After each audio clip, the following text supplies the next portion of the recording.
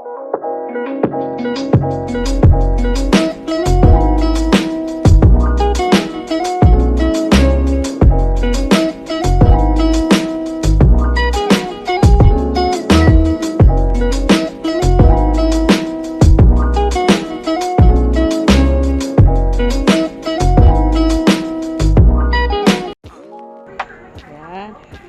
guys, good afternoon guys. Ayan, dito tayo guys. May mga bangko kami dito guys na kanang kutsyon daw, pero tingnan nyo ano nangyari. Ayan, kasi palitan namin yung kutsyon, yung foam. Palitan namin yung foam ng mga bangko namin guys. At ito ang nangyari guys. Kala namin is foam ang nasa loob. Ayan, oh. Mga bunot. Ayan. Tingnan yung nangyari, oh. Daming mga bunot, guys, oh. Sa isa lang bangko to, guys, ha. Andyan pa sa loob yung, mga bangko. 4 na bangko doon. At yung taas na bangko. Ayan, hindi akalain na ganito pala ang laman ng bangko. Kala natin na foam. Naranasan na ba nyo guys ng ganito sa mga kotson nyo? Ayan, mga bunot ng lubi, ng niyog. Kala namin kotson. Ang daya ng mga negosyante guys, oh. Alam nyo ba kung magkano ang halaga, magkano nabayad ng isang seat ng bangko guys? Almost 12 or 13,000. Pinakamura yung 8,000, 9,000. Pinakamura na yan. Pero tingnan nyo guys. Grabe na nangyari guys. Gigusot na guys, kasi ang daming bunot guys, so daming bunot na kuha sa isang bangko lang yan, ha. Oh, yan. Kaya nga kung kayo bumili guys,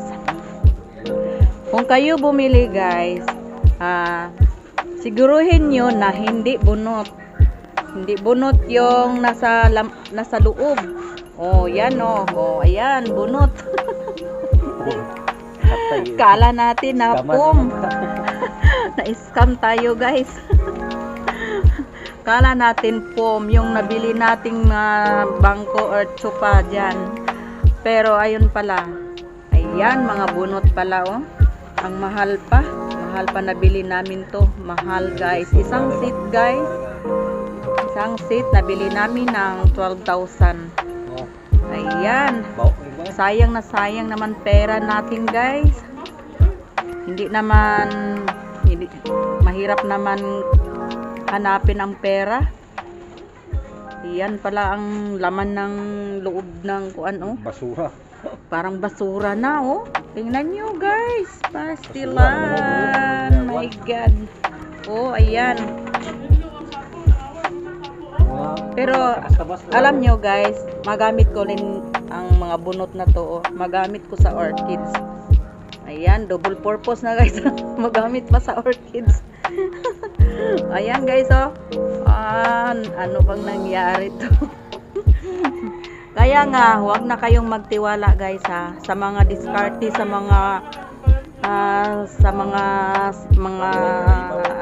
furniture. Yung mga tindero, yung mga diskarte nila, yan guys, oh. Yan pala ang nangyari. Okay guys. And guys, tingnan ninyo guys, oh. Yan ang bangko namin. My God. Oh, parang basura guys. Kala nila hindi natin ma-discover yung mga gawa nila. Oh,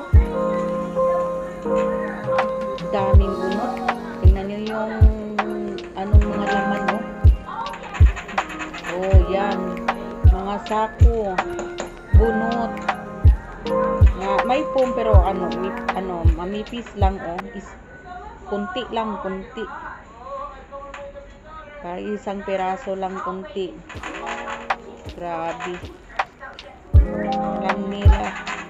Kala nila na hindi natin ma-discover yung mga ginagawa nila. Shout out sa mga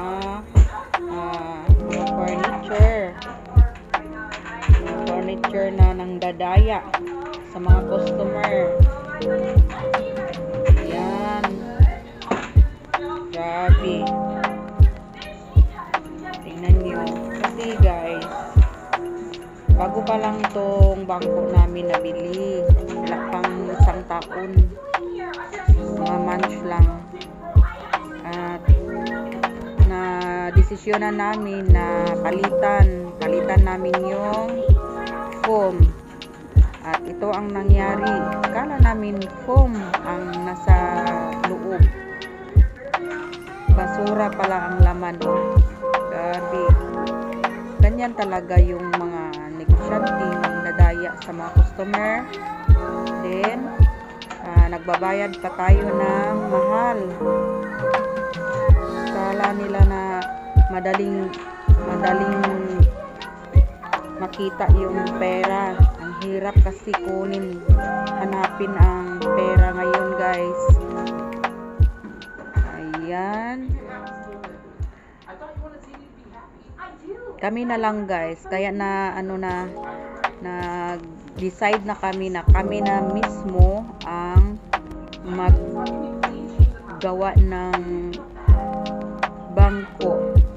Magbili na lang kami ng foam para sigurado na yung bangko mo na foam, pure yun nga foam, hindi mga bunot. Ayan. May andito pa sa loob isang mataas na na bangko at saka yung mga maliit na bangko, 3 plus may pinakamaliit pa na 2. Isang seat to guys, nabili namin guys, isa ka seat guys. Yan. Kaya guys, kung kayo ang bumili ng bangko, siguruhin nyo guys na hindi mga bunot, hindi mga sako ang loob, parang basura. Yan, sinumat na katamaan yung mga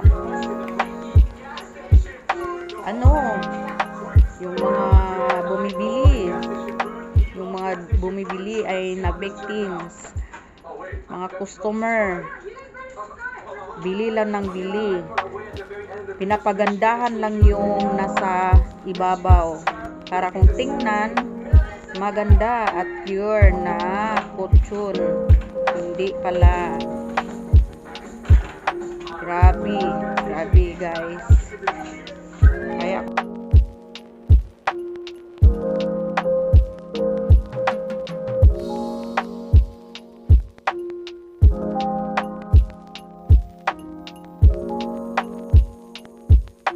siguraduhin ninyo guys na ang mabili ninyo ay walang bunot, hindi katulad nito. Ayan.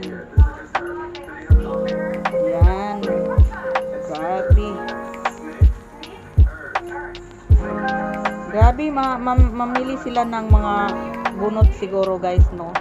Kinilu or baysak.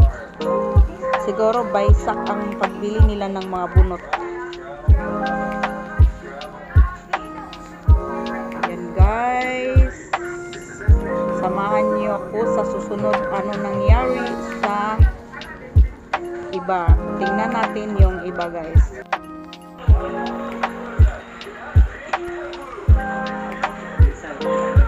Yan guys, ang pangalawang bangko. Yan, umpisahan na din. Tingnan natin kung ano ang laman. Yan, pangalawa na to guys ha. Okay.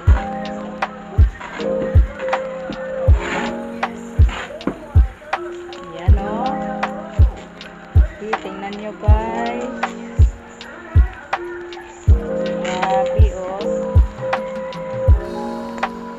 Yan lang ang foam. Nipis lang.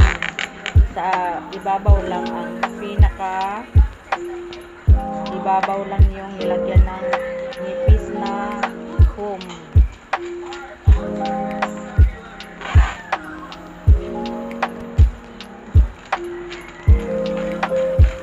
Yan o, nakita pa naman siya tingnan. Pero sa ibabaw lang yung maganda tingnan guys. Pero ang laman, nako my god. Ayan. Tingnan nyo guys. Ayan. Yan yan ang mga gawa ng mga negosyante ng mga bangko. Yan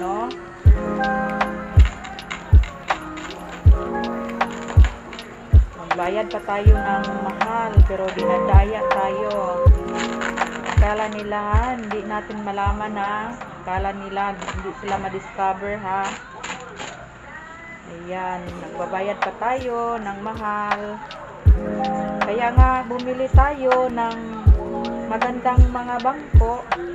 Tas foam ang mga laman.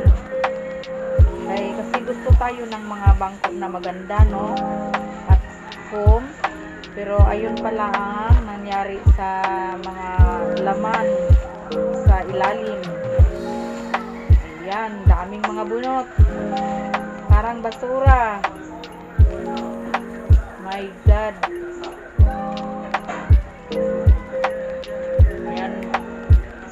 Yan ang mga gawa nila guys. Kaya kung pumunta kayo ng mga furniture, ayan, sigurain ninyo guys na hindi mga bunot yung mga laman, mga nasa loob.